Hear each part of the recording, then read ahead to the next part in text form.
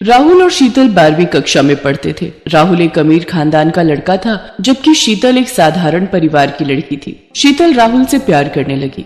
राहुल, तुम जानते हो मैं ज्यादा पैसे वाले घर की लड़की नहीं हूँ। तुम्हारे पापा मम्मी आगे चलकर शादी के लिए मान जाएंगे ना?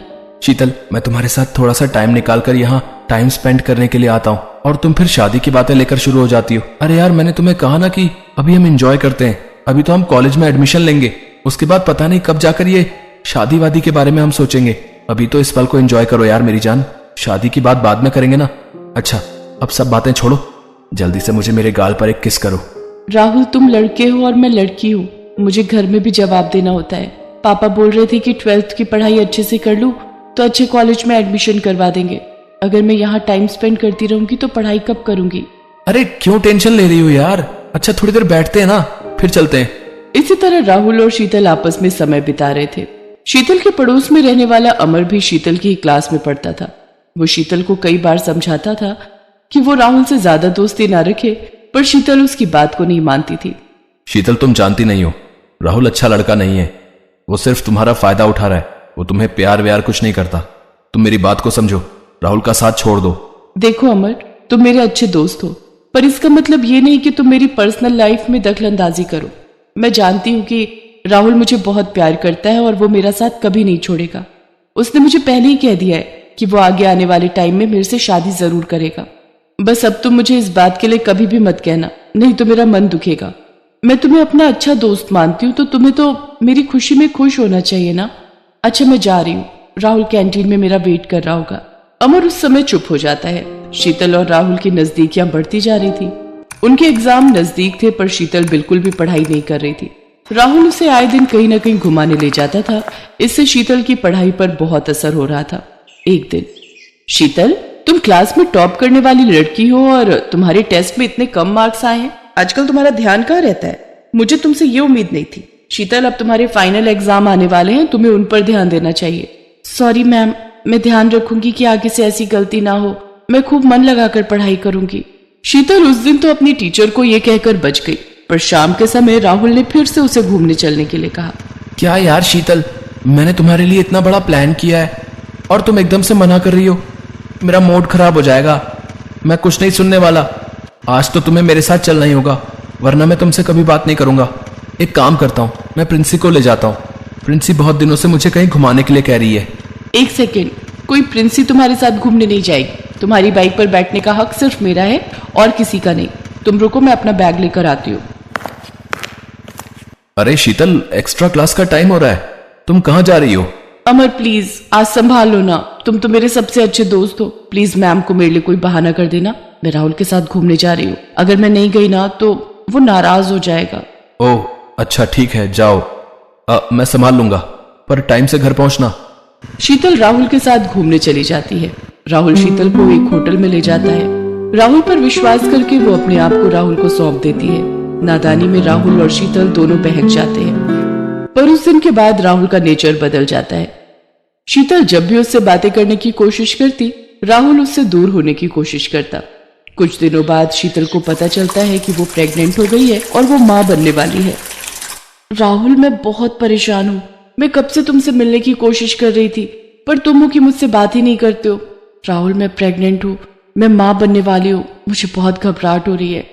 मुझे लगता है हमें अपने अपने घर वालों को इस बारे में बता देना चाहिए ताकि हमारी शादी हो सके।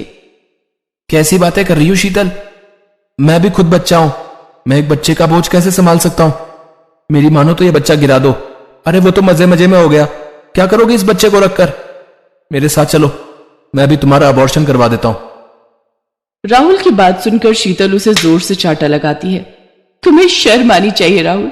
मुझे तो लगा कि हमारे प्यार की निशानी को तुम दुनिया के सामने स्वीकार करोगे, पर नहीं, तुम तो कायर हो। अरे तुझ जैसी पता नहीं कितनी मेरे आगे पीछे घूमती है।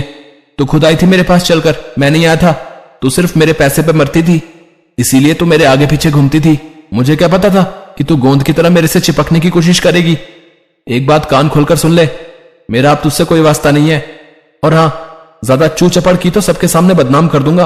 अरे कैसे बताएगी? कोई सबूत है कि ये बच्चा मेरा है? राहुल शीतल के मुंह पर उसकी बुरी वाली बेइज्जती करके चला जाता है। शीतल बहुत रोती है। उन दोनों की ये सारी बातें अमर सुन लेता है और वो शीतल के पास जाता है।